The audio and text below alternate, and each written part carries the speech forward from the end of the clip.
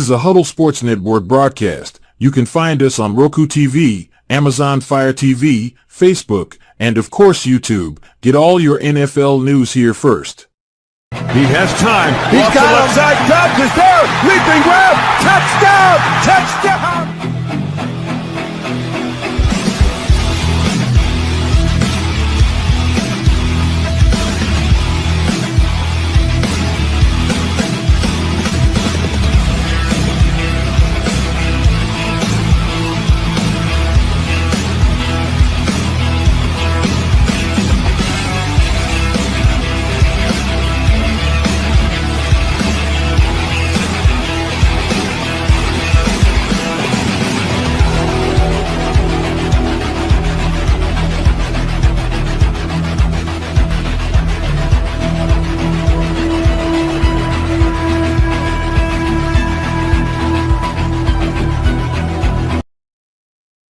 Perfection. Expect nothing else.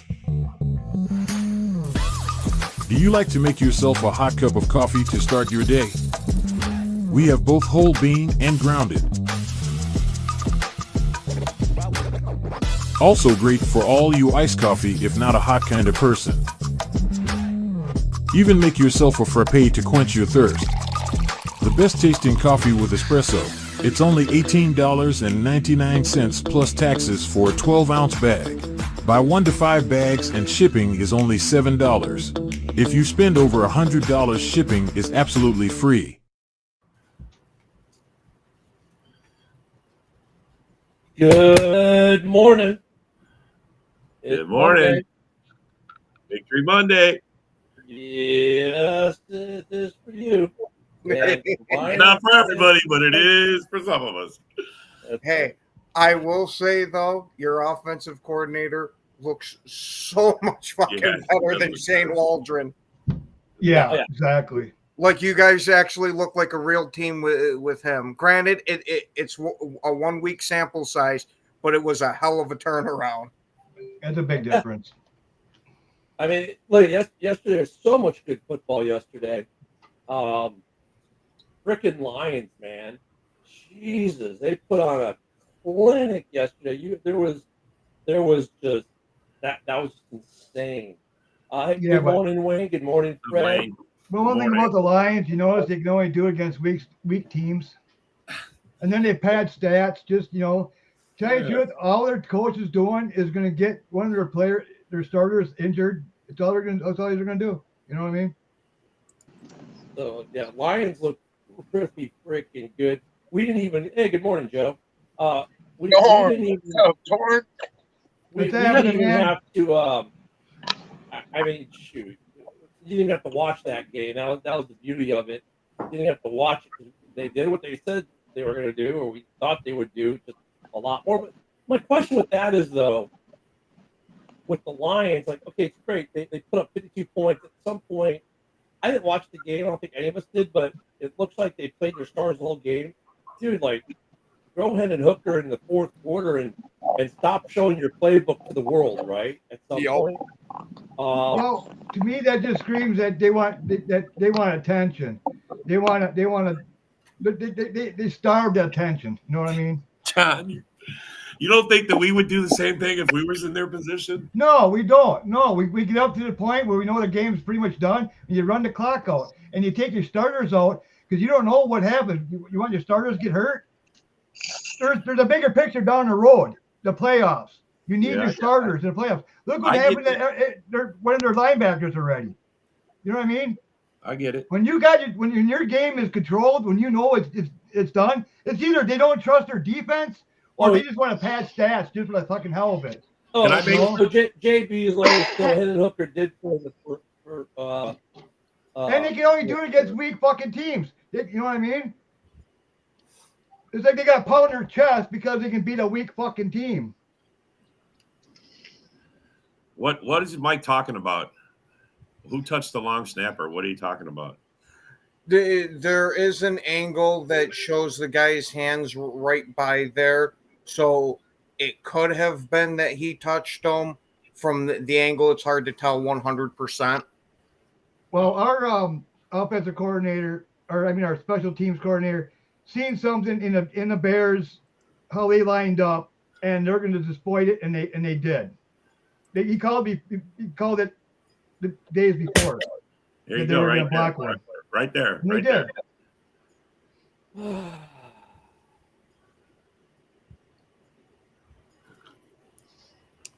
Yeah, so it says he saw So, yeah. something. I don't know. They I don't seen know. something. Yeah. What I I don't see is Bears actually got out coached again. All right, fucking great, Dorn. So look, it was a good Oh, game. man, I mean, calm down, dude. No, there's other things going on, brother. It's okay. Look, I was gonna wait for the Bears Packers game a little bit and talk about some of the other games first, but as usual, it's whatever. Thank you, Phil. Bro, chill out, man. You're freaking out, man. You're upset over the loss, Rob, bro. Just chill out. I'm You're letting talking your here, Rob. principles get in fear, Stop bro. for a minute. I was in the middle of a take. Thank you. It was. So were we already. Oh my fucking lord! Fucking hey, man. Here we go. This is what happens when you're a Bears fan. You got 3 Packer fans on your birthday. Oh, cry. All right. So, anyways, we were talking football, and we were talking about the Lions game, and somehow segued into the Bears game, which we'll get to in a minute. But look, the Lions, dude, unreal. And then I was going to talk about the Vikings. Did what they needed to do. I know Rob Haskell is very, very happy this morning. They got the good win there. Vikings defense is looking pretty good. Yeah, their defense is probably what wins them the game actually, because there was a comeback there attempted by Tennessee. Look at Tennessee's that they're a sneaky good bad team, right? They've got a good defense. They've got a quarterback issue for sure. And it was like, okay, this could be a game. And then the defense shuts it down. And dude, they've got a defense still in Minnesota. I don't care how good or bad Darnold seems to be, because he's a little inconsistent right now. He's not how he was at the beginning of the year. And the Vikings come away with a much-needed W to keep pace in this crazy-ass division, which we all knew would be crazy in the NFC North. I'm sure we'll get some good pictures from Haskell. He had a good time, talked a lot of good. I've been to what do they call that stadium now? It was a Delphi when I went there. When I saw the Bears play there a couple of years back. Yeah, the fan base in Nashville is great. They're very accommodating. Nashville's used to that. I saw the Blackhawks play there. The same thing. They're very accommodating. As soon as the game's over, everyone pours out on the second half. All the bars are in Nashville, and everyone has a good time together and parties. And Nashville is a great place to. Oh no shit! Cause I've never heard that about the stadium before. Honestly, I've never heard good or bad about it. Yeah, it's not like, okay, Bridgestone Arena, which is the hockey arena that is right off of Second Ave. It's a little bit of a walk, but everyone pours out and just goes and parties together in Second Ave. So they go beat each other up for a game and then go down to Second Ave and party it up. So Nashville's a fun place to go see a game. So that was a good game yesterday as well. So many good games. Yeah, the Bills game. That game, I watched that one. Hey, man, Josh Allen, the mystique of Josh Allen. This is a team that they said, oh, they're not going to do anything this year. Look, they got rid of all the receivers. In fact, there are 2 teams like that this year, that one last time. Oh, my God, look, they have nothing. They just knocked off the undefeated defending Super Bowl champ, and they're in position, putting themselves in position to be in the hunt for home field in the AFC, be that number 1 seed. Oh yeah, absolutely. Because I sat there and thought in the beginning of the season that they had a chance that they might even miss the playoffs because of losing all that wide receiver talent, losing the defensive backs that they did. I didn't think that he was going to be, or by he I mean Josh Allen, that he was going to have enough of the Superman cape mentality to be able to get it done with just random guys. And yeah, granted, I know they added Amari Cooper in that, but he looked freaking outstanding. Yeah. Josh is like, dude, it's just like, wow. Look, the guy is good, man. I mean, the swagger is back in Buffalo. Bills Mafia. And I'll say this because, Joe, the Raiders, man, they went viral yesterday. They went viral. Brock Bowers' touchdown celebration went everywhere on the internet yesterday. Oh, what happened? I didn't see that. So they did the Trump. Oh, Brock Bowers did it, and they did the dance, and it went viral all over Twitter yesterday, or all over X. But yeah, they had a moment. I mean, that's a team too that's kind of getting their stuff together a little bit, right? They're getting a quarterback issue there. What was the final of that game? It wasn't bad. the Raiders game there. Yeah, let me bring the score back up. Dolphins beat them 34-19. At the time Bowers scored, it was close. So John, is it your birthday or something? yeah, it is. It is. Happy birthday. Thank you. Yeah, that. But yeah, Brock Bowers at least went viral. So there was a highlight out there. Brock Bowers is gonna be a good man. That kid's gonna be good, man. I if they get consistent in Vegas. I forgot my wallet at the house. Hold on. Steelers on a good game over the Ravens. That was a good one as well. See, you mentioned Brock Bowers, and Joe got all excited and forgot his wallet. Yeah. What happened? Bear Down Mike wants to know if we're impressed with Cal. I will say that he actually played a lot better. This is probably the best game I've seen him play probably this year. I think this new offensive coordinator is going to change that offense. And what about the Saints, man? Completely destroying the Browns. 2-0 with their new head coach. Oh yeah, I didn't expect that whatsoever. I honestly thought that because of it being the Winston revenge game, that he'd have a little bit more edge to him, and that would have willed the Browns to win, but not so much. I think it's a Carr effect, man. You very well could be right there. I really think. Thank you, Luca. I really think that Carr is running that offense. I swear he's. Go ahead. No, go ahead. Go ahead. I was going to say, if he's the one that's actually calling this offense, he's doing one hell of a job. And I think they should let him call his own plays from now on, even if they get a new offensive coordinator next year. He's shown he's more than capable of doing it. I mean, honestly, I think he does now. I think that's.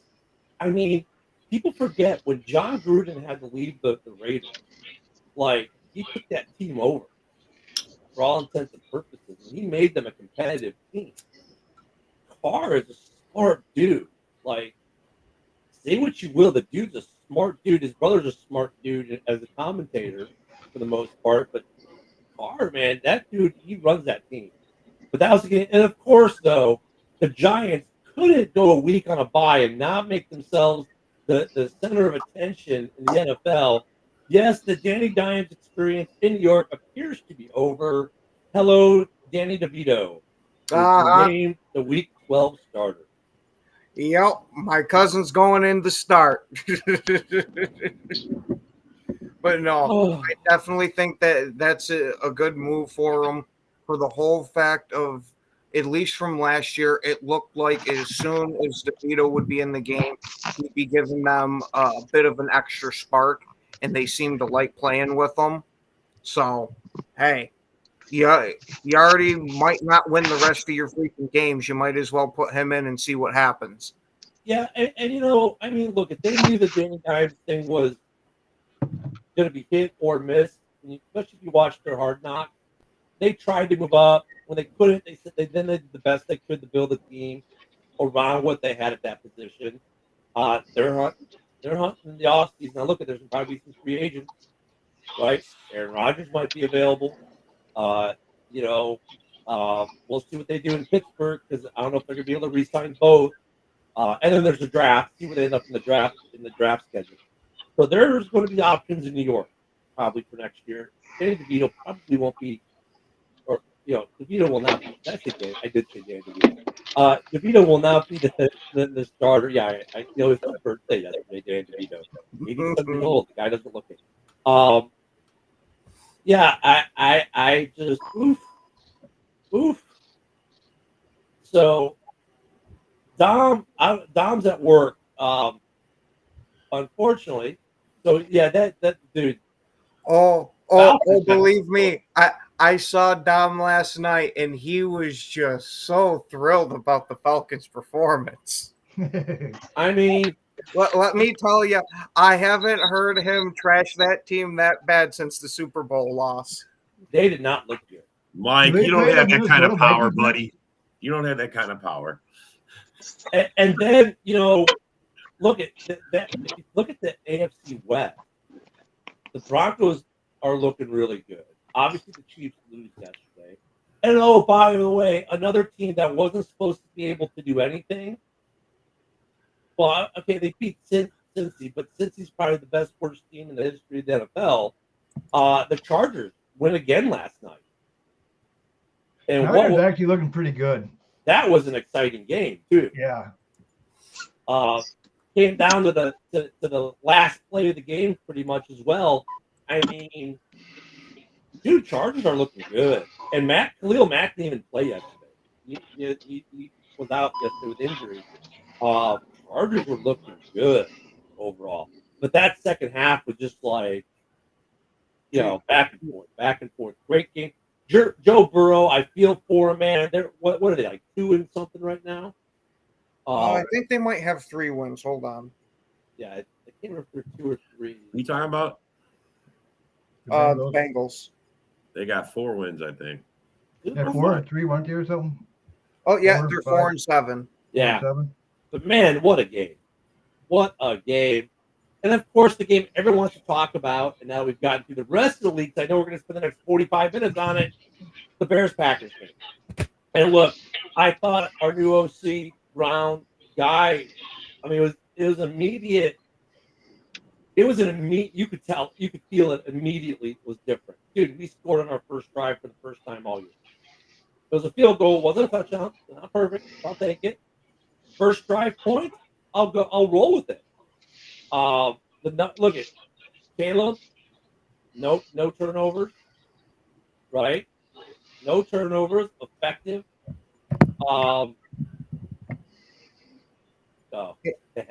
And Fred, it's not Amish Mafia. Tommy and I share the same freaking blood. Yeah, that's just something about There you go. I mean, dude, I think there were 3 punts in the game yesterday. Bears Packers, 2 for the Packers, 1 for the Bears. I believe was when I had the stats up last night after the game. What I was surprised with was how quickly that game went by. To go off of the point you had there of only having 3 punts between us. It was a fucking NFC rivalry fucking game. It was, it was a damn good game. Mm-hmm. Pretty clean game overall. Let me pull up some of these stats from yesterday that I posted. Okay, there we go. Okay, so this is the Thomas Brown offense yesterday. 391 total yards, 23 first downs, 9 third down conversions, 56% conversion percentage. The Packers third down conversion percentage, 20%. 100% on fourth down conversions. The Packers fourth down conversion percentage, 0%. They were 3-3 on fourth down for the Bears under him. Caleb did take 3 sacks, 2 of them coming in the final drive. 0 turnovers again for this Bears offense. Caleb was 23 of 31 for 212 yards. I know Jordan's wasn't. It was right there. They were I think Jordan had a little bit better on passing yards, and the Bears did have 179 yards of total rushing, which beat the Pack. We outrun the stats overall were pretty damn close. So everything I read for the Bears, the Packers were pretty damn close, either just above or just below. The game clock management. first half, the way Eberflus closed out the first half to ensure the Packers didn't get the ball back, and because we knew we were getting the ball for the kickoff, he ran that clock perfectly. The final drive to pull a double sack on you, right? Negative play. Then to convert. That's what I was about to say. That throw that Caleb made there to who was it? Adunze?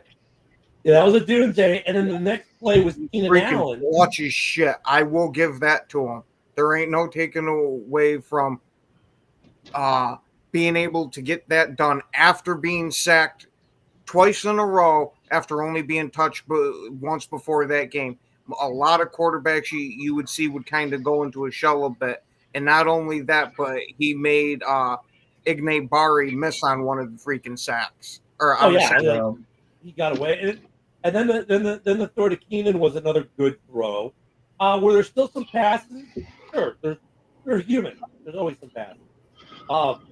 Love had some passes. I'm sure he wished back like that interception. Oh my god, that was freaking airmailed.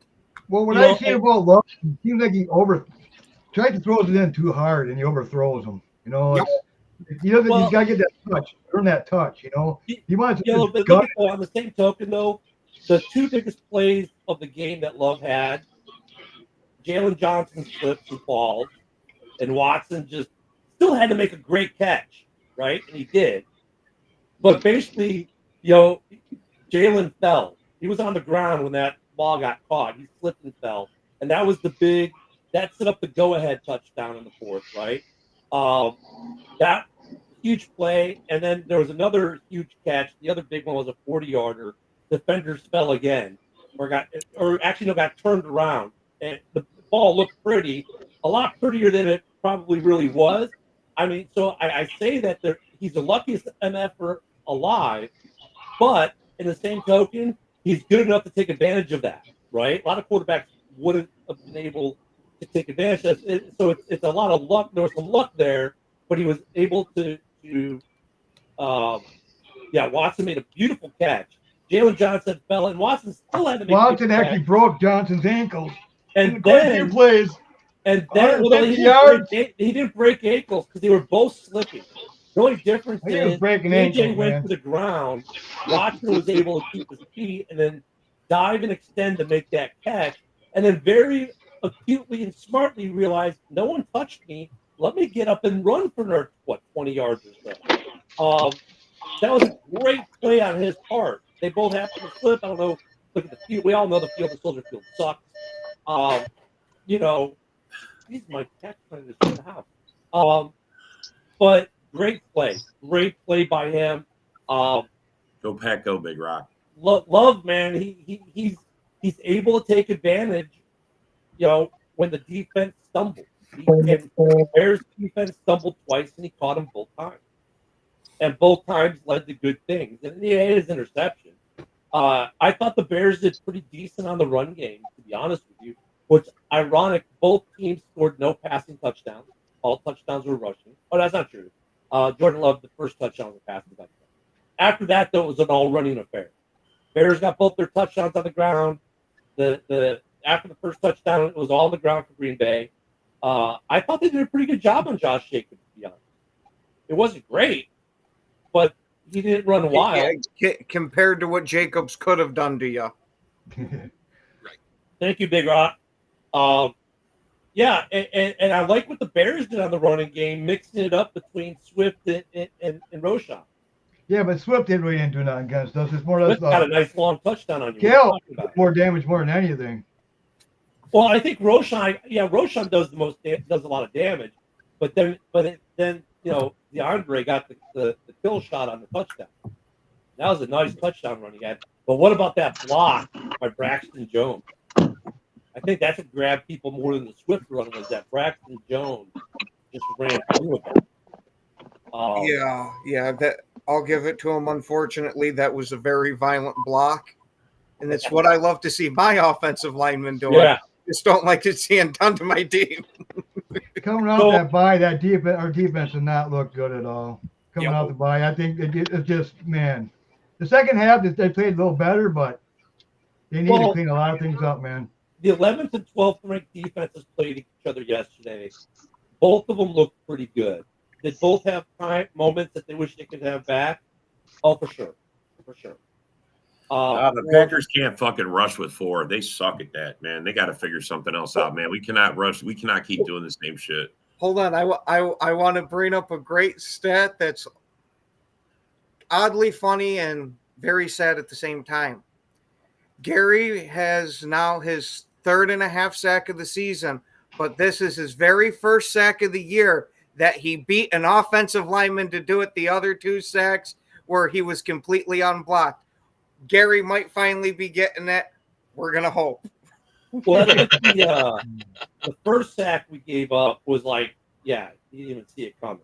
I mean, they go to run the play option and whoops. And the Bears only got the 1 sack. Really, the Bears needed to put more pressure. They didn't get enough. Neither team got a lot of pressure. Yep. And look, that says a lot again about Brown. Remember, I was talking about it last week.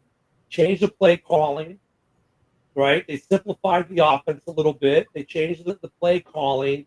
And, man, I'll tell you what, that Bears offensive line, for the most part, looked really good against Green Bay. What I've seen is they got the ball out a lot faster to Caleb's hands. Yeah, that real fast. This guy did what the other fucking idiot should have did is you're having problems getting the ball. He got it out faster. That's how you help your quarterback. You got to do things to help your quarterback when your O-line is weak. And not only that, is it seems like he told Caleb, if it's not there, don't hold on to it. Just take off and run. Take off. Yeah. Yes. And we could not stop it. What about the one play? I mean, there were some designed runs, which remember I said, look, they should do design runs, and it did some design runs. But the one that sticks out is when it wasn't a designed run. He took the ball, looked up, scanned real quick, and shot through the middle. I think that was in the 3rd quarter. And he took it for like 10, 15 yards, something like that. It was a big game. But he just here he is. He looked at the field real quick, and boom, he shot down the middle. Thank you for coming here to take your lumps, Dirty Dom. Oh, anytime. I had to take a little break, so it hurt yesterday, but we good. Why don't you give us a little bit of your breakdown of the game there, buddy? Well, you already know, Ken. Yeah. Oh, I know. I just want you to tell everybody else what you told me. Man. No. Fucking our defense, and we had guys out and everything, and stop it. That's an excuse. Oh, no. I realize that. That's why I don't want to say it. You son of a gun, Ken. Just say we suck. We suck. Just say it. I told Ken yesterday we sucked. I was watching the game. He came over and I was like, "Yeah, I'm done. Fuck this. This is embarrassing." I was surprised how much Atlanta sucked. I do want to point something out, and since JB's here, I got to ask. Because the Packers did it yesterday. I think LaFleur went and Danny gambled us and took that fucking risk in the, going for it. I think when you are desperate, you go for shit. When you're playing good, how many times has Dan Gamble gone for it this year? I'm going to say yesterday he went for it 3 times and got it all 3 times. We never punted. I mean, but Rob, I mean, look at the Packers went 4 on 4. It was desperation, man. Look at give credit, but in that situation, I agreed with LaFleur. It's goal to goal, and what was like a yard and a half or something, and give credit to the Bears. 9-run stop. No, I'm sorry. I don't agree with LaFleur because you guys are the best red zone defense all game long. They stifled us. We should have took the 3 in a close game like that. You take the fucking points. We should have took 3. And we're not even talking about that field goal miss at the end. You guys are gonna have to score a touchdown. That's one of those things. That's one of those things, though, too. Though, like if LaFleur gets it, no one complains about the next day. I mean, look, I don't blame him for going. Give the Bears a little bit of credit there on the goal line stand. That was great to see in Chicago. Because look, if you look at the Bears, we've got it's a sneaky stat about the Bears how good the red zone defense is. Bend don't break has been kind of the motto the last, since Brisker went out especially. I don't blame LaFleur for going for it. It was a gutsy call, but dude, you're playing Chicago in the division game of the year, right? I don't blame him for going for it. I mean, look at the Bears went for it 3 times. And when the first time they went for it, Caleb was yelling, let's go, I want to do this. And I'll give Brown and Flus some credit. They said, all right, kid, ball's in your hand, let's see what you can do. And they converted. But I think the fourth down, going for a fourth down is definitely a very,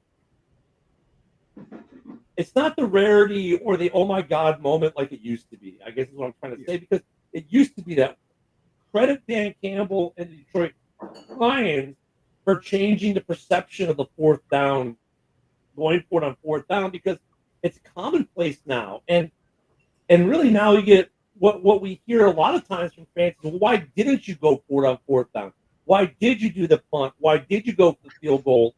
Why didn't you go for it? So, it's ironic in a way, Rob, that and I get your argument. I can understand. I see it. I get why you're saying it. But it's kind of ironic that we're saying, why did we go for it on fourth down when usually the inverse is true these days, right? He should have just kicked the field goal. The analytics say if you're on the road and you're in that fourth and short situation at the goal line, you should go for it, because if you get it, you win the game. That's what it says in the analytics. They've been saying this for years, and coaches weren't doing it. Finally, Dan Campbell said, screw it, I'm going to go with the analytics every time.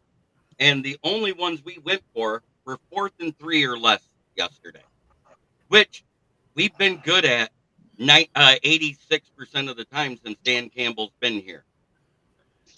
Well, Fred, I'm not saying it's the game of the year, but at this moment in time, Bears-Packers is always the game of the year on both our schedules. So in a way, it kind of is. In a way, it kind of isn't. I mean, it's a huge game, regardless. I don't blame them for it. I think both coaches coached really well yesterday.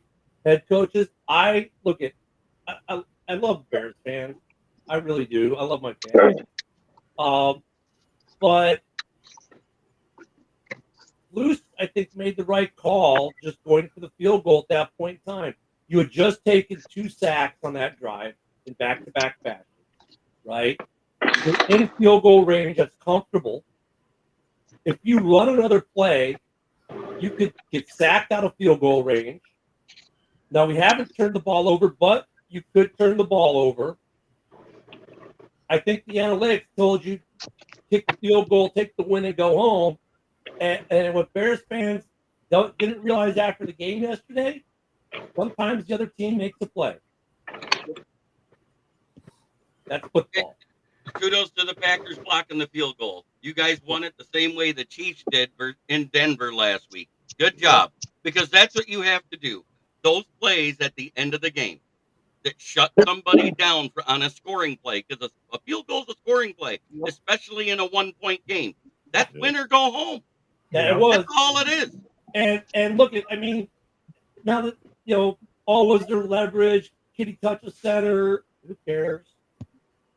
Even let's say it was illegal. Let's say he did something illegal. All right, what's the NFL going to do now that the game is over?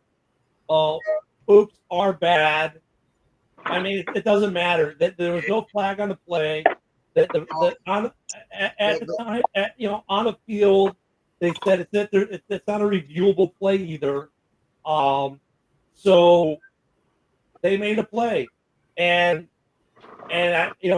Luce after the game, they said, "Well, ask him about it." They said, "Well, look, Cairo was happy with the way the snap, the hold, and the operation worked, and they made a play."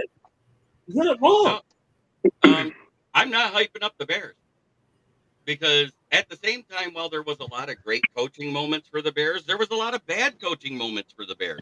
There was a lot of bad plays on the field for both teams.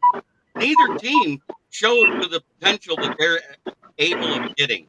Both teams have a ton of potential, and neither one is performing to it, is why that game was so close. Well, there's a funny thing about the game. It's played by these things called humans. And humans do make errors and do make mistakes. I understand. That's not what I'm saying. Neither team played to their potential is what I'm saying. It was a great game nonetheless. It came down to 1 point separating. To say it's not a great game is to be delusional. But no, I mean, I think both teams had moments where their offense made a play that they needed, and their defenses each made plays when they needed it. You know, fans of both sides. You know, look, we always go back. Hindsight's 2020. You know, if Jalen Johnson doesn't slip, does Watson get that catch and put them in the position that they were in to get that touchdown? Probably not. If you know, If Love doesn't sail that ball over Tucker Kraft's head, do the Right. Bears get the momentum at all? Because that right there is what helped flip the freaking script of it. So, look at this. It was a great game overall for the Bears. I love the new OC change. I love the way he called the game. There were some drops, right? And Packers had some drops too. Even have dropped. The running games were working for both teams, and at certain times of the game, there was a good ebb and flow to the game. And for the Bears, man, it's like, dude, this is twice this year we've lost a completely heartbreaking, oh my God, fashion. It was the final freaking second of the game too, which I know it's heartbreaking, but where you guys are in your development, it's got to give you a little bit of hope too. That hey, we didn't get completely freaking blown out, or we didn't even lose handedly. We almost had that shit for the last couple of seconds. I mean, really, our worst two games of the season were weeks 9 and 10. The rest of the year has been pretty good overall. And even Tom Brady's like, look, this is a team that could probably have 2 or 3 more wins if luck went their way. Instead of luck going against them, if luck went their way, it's a completely different story in Chicago. I mean, yeah, we should be 9-1 too, but you know, this team is not. It's having its growing pains. It's having its moments. We get the Vikings next week, so it's another war week. You know, we're in war week every week now almost. I think the Minnesota game is going to be a really good game and another good test of the new OC, who is auditioning to keep the job. And if yesterday's indicator, he may keep the job. Yeah, I was gonna say if he can keep up the performance from yesterday, shit. I want to give your OC a little credit. I did see something that I like, and Caleb Williams is able to do something Bryce Young can't. He can complete passes over the middle less than 5 yards because he can see over the O-line. That might have been the biggest reason why he failed as the passing game coordinator with the Panthers.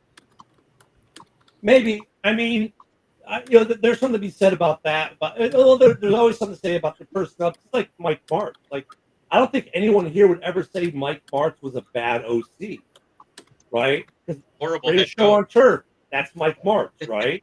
He was a good OC, but when he came to Chicago, he didn't have the same personnel he had in St. Louis, and it didn't work. I think part of an OC is having the personnel to execute your offense. That's part of it. Part of his play calling.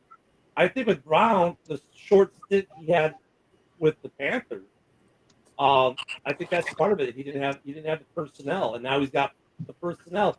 And look at the offensive line was the best. It's the closest it's been to the starting what we wanted to be the starters. The only difference was at left guard, right? I'm brain fart. What's his name? He was out yesterday, but the guy we had replacing him was playing great at right guard. So I mean, the offensive line looked really good yesterday for the Bears overall. Yeah, Well, one thing about it, Ken, I saw a lot. The Packers defensive line made them look better than they are. Because fucking pass rushes suck. Yeah, our D line's trash. I'm just gonna go ahead and say it. But at Well, the same time, both D lines had a problem getting to the quarterback yesterday. yeah. But no, Packers has had this issue. Packers have had this issue all year, though. The D line is just not that good. It wasn't a Packer issue though, like where the Packers just weren't good. It was the game was schemed better. It was called better. They kept mentioning it throughout the entire broadcast. They were getting Caleb was moving the ball so quickly. It took Packers off, D line out of the equation for the most part. Well, a lot of the plays that opened things up was Caleb running out of the pocket and becoming Justin Fields all game. You know what I mean? Just running his ass off and getting first downs and, you know what I mean, making plays with his feet other than his arm. You know what I mean? And really, for the most part, Isaac, the run plays for him were designed. Minus the one up the middle. The one up the middle was just great awareness. We've always had an issue with mobile quarterbacks. You know what I mean? That's just how it is. It doesn't matter what defensive change we make because we don't have basically the defensive line to stop it. And we don't have – I mean, sometimes our LBs are out of position, you know, so – The one I like that did the best, you guys rushed 4. And when you rushed 4, you guys had real tight coverage on the receivers. Caleb looked up. He scanned all his options pretty damn quick and immediately took the ball and went right through the middle. Went straight down the gut. And that was 10-plus yards. That was a great decision on his part. The other runs were by design, which is great, that Brown designed run. That just shows you how bad our D-line is. When you allow a quarterback to run straight down the middle, you know what I mean, with no pressure on him, no contact, that just shows how atrocious our D-line has been. Oh, yeah, the defensive line was not disciplined at all in trying to contain the run. You'd see our ends come crashing in towards the center, or for like you guys were saying about the runs up the middle, there'd be huge freaking gaps in the freaking line where the ends are now shooting super freaking wide. Well, but the thing with the middle, if you're rushing 4, there's always going to be a gap, and it's usually in the middle. We saw that happen in the other games yesterday, where quarterbacks gash teams for big runs because they're rushing 4. There's nothing downfield because the coverage is doing what it's supposed to do, but then you let the quarterback take off at 10 or 15 yards to the middle. And look at the Packers are no different than what the Chargers were yesterday, or the Bills, or Kansas City when they rushed 4. Those opportunities present themselves in the quarterback. Yesterday, it seemed at least in the league 4 times than not took advantage of it. But to your point, Ken, though, the one Caleb run was a fake handoff, I believe, to Roschon. And the Packers bit hard on it. We bit hard every single time you guys ran that read option. You would think after the first couple of times of Caleb doing it to us, it would have been okay. It doesn't matter if you think it's a run. Stay on freaking Caleb. Almost like when we did we're going to do the read option, and I don't know which player it was of yours, but stood outside and did not let Jordan Love take the handoff, so he had to hand it to Jacobs. That's what I would have liked to do, and we didn't even try it. I think, though, in defense of the Packers' defense, though, yesterday, how much have the Bears run the RPO this season? Very good point. That we haven't really seen it much from them. And that was something I talked about last week. You guys don't know no one knew really what Scott was going to default to, what kind of stuff he's. It's good scouting by Brown. It's good scouting because, they see Packers have a weakness against running quarterbacks. So what did they do? They made Caleb a running quarterback for the whole game. I mean, and it put some damage in, right? You know I believe I said that last week too, didn't I? Yeah. That they should throw in. They should add RPOs to their system. In fact, I would probably have Caleb running mostly RPOs. I think I said that they should simplify the play. He was doing it in USC. You know what I mean? Hey, that's exactly what I said. Is that it was what he ran the majority of in college, and I'm surprised that the Bears haven't employed that more. Give him something that he's comfortable with, and they did. I'm glad to hear that. Thomas Brown called a very good game for Caleb yesterday. I think. I mean, you could feel the difference in that first drive that this is going to be a different game because all season Swift broke off that nice long touchdown too. All season it's been 3 and out on the first drive, and they actually got points. And then almost every drive, was there a single 3 and out yesterday for the Bears? I don't think so.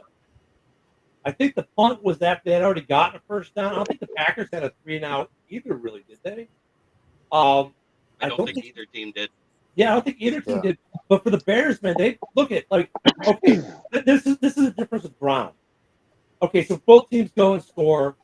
The Bears get a stop on the Packers, force a punt. guys send us to like what, the 2-yard line, something ridiculously, the 2 to 3 yard line. We still ended up.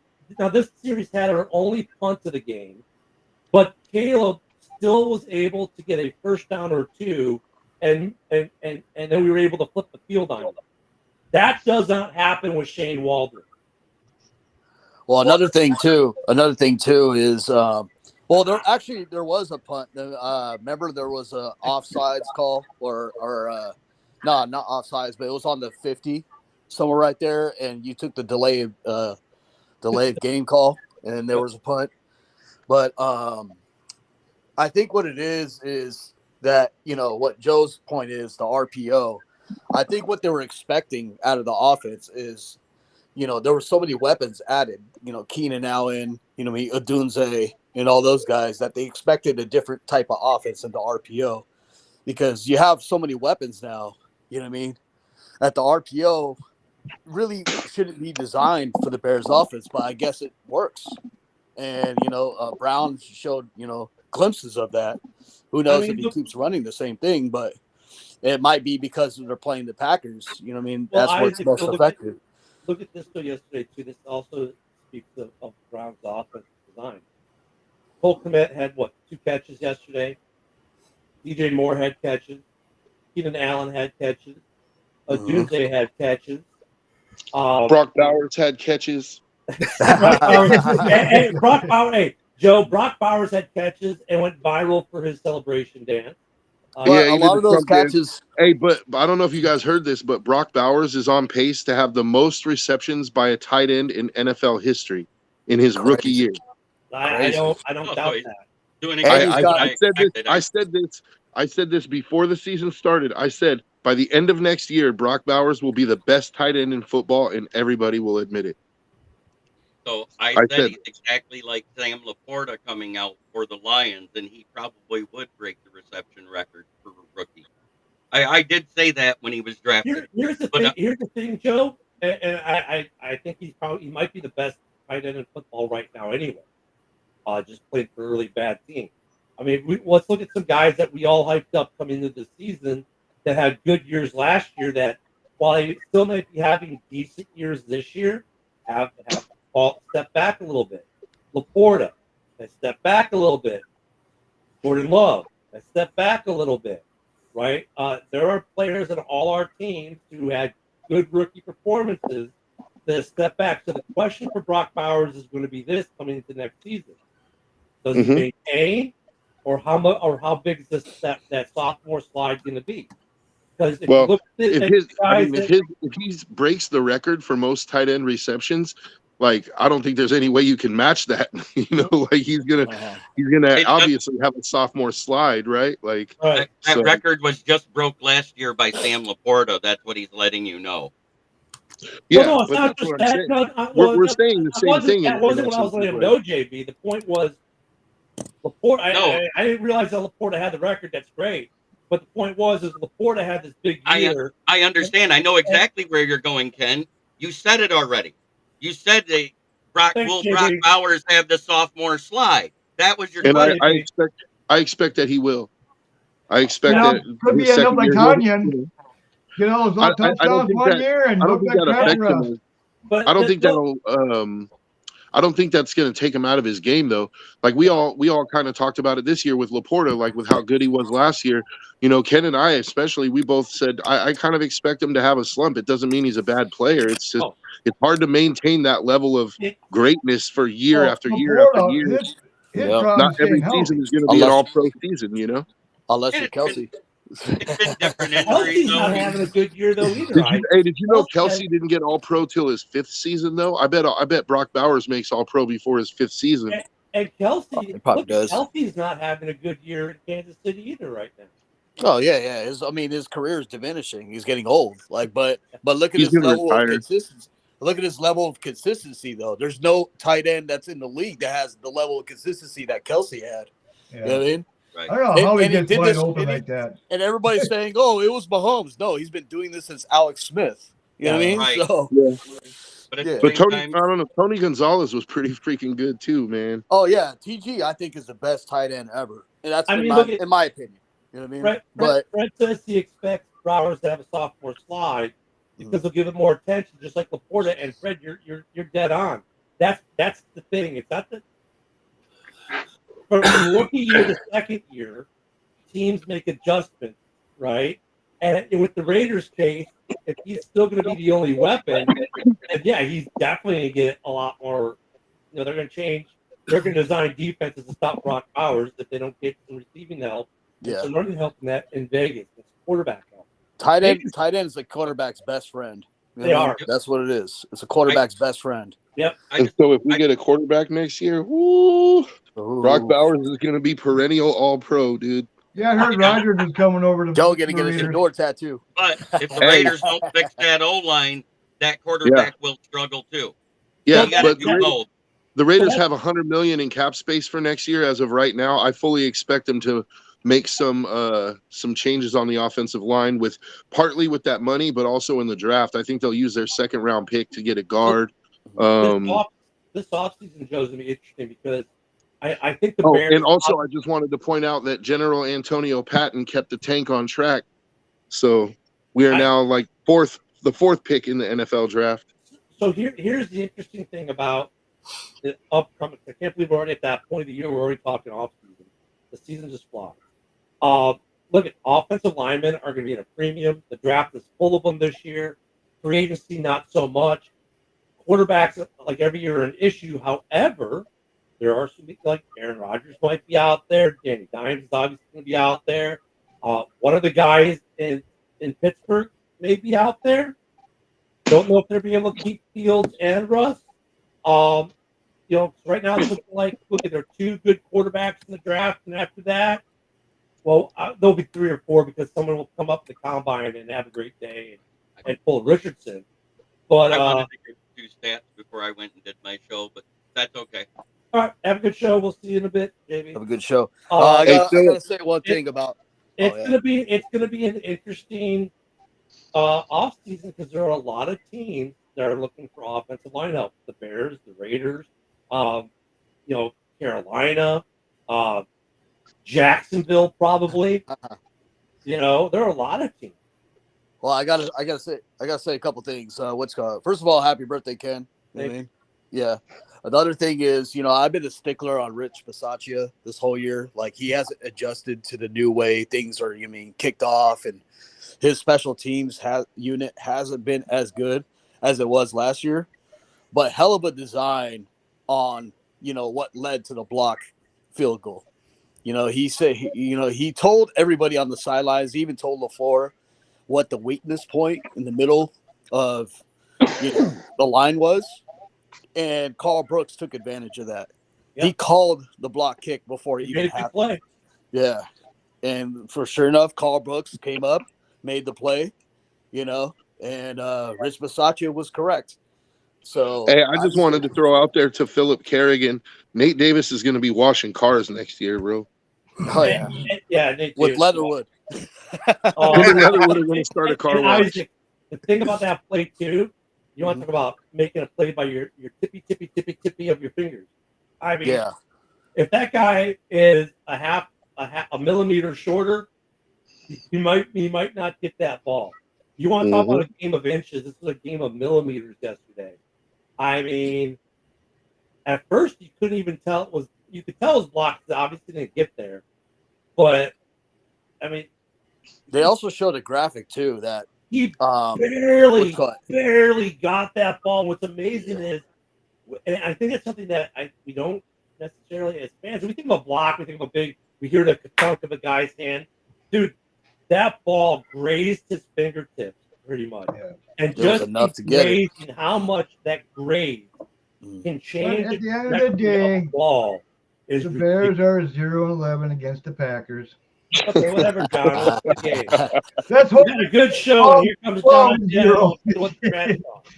Hey, but another graphic was another stat they put up about Kyle Santos is he's 100% basically on punts or not punts, so field goals that are like 30 within 35 and under, right? And then after the 35-yard line, or actually the 40 and above, he's 70%. so it No, drops well, he's drastically. good between 40 and 50.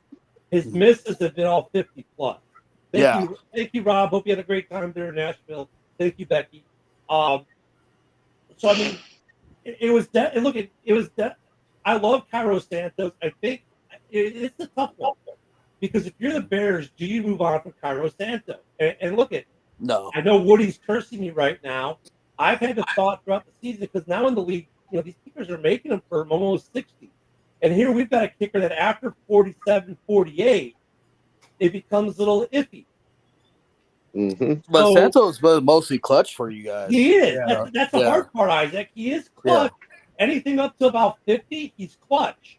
But this league, look at the week 2 game against the Texans. Why do the Bears lose? Because their kicker is able to put up 3 field goals from 53 plus. In the arms race, it's great that I've got a great 9mm, but I need a AR. You know what I mean? This is what you guys need to do. You guys need to just bring on a kicker to give them competition. That's it. I mean, part of the problem is finding the kicker that can do that you can comfortably replace Santos with. And I'm not advocating, not saying Santos lost the game or anything, because look we were in his wheelhouse range. That whole play, everything about the decision to make the ticket there, everything, I'm fine with. My thing with the Bears and Santos is this. They're we have seen this year where they're at 54, 55, and now we're going to punt, whereas other teams in this league are making field goals. Man, why is this giving me turkey vibes? Oh, here it is. Yeah, that was. I mean, just by the fingertips. I mean, it's one of those things. Though it's like, is it not playing?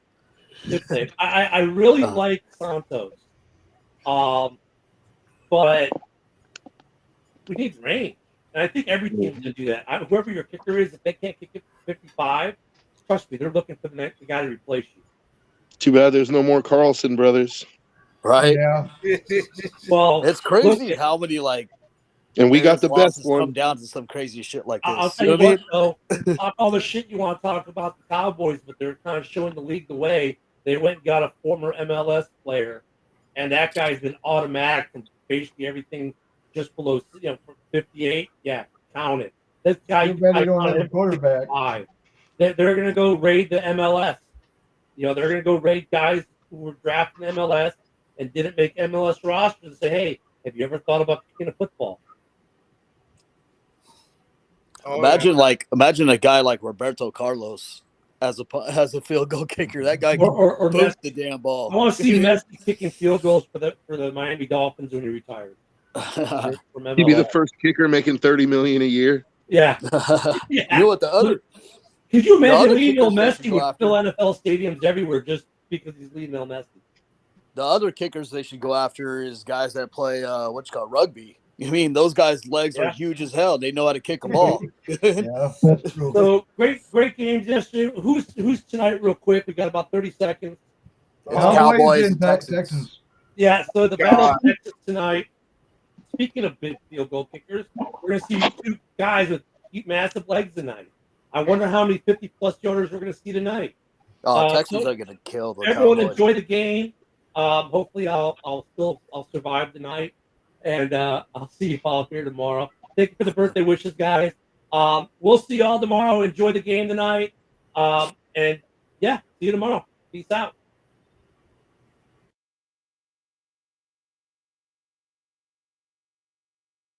This is a Huddle Sports Network broadcast. You can find us on Roku TV, Amazon Fire TV, Facebook, and of course YouTube. Get all your NFL news here first. He has time. He's got left side. Dobbs is there. Leaping grab. Touchdown. Touchdown.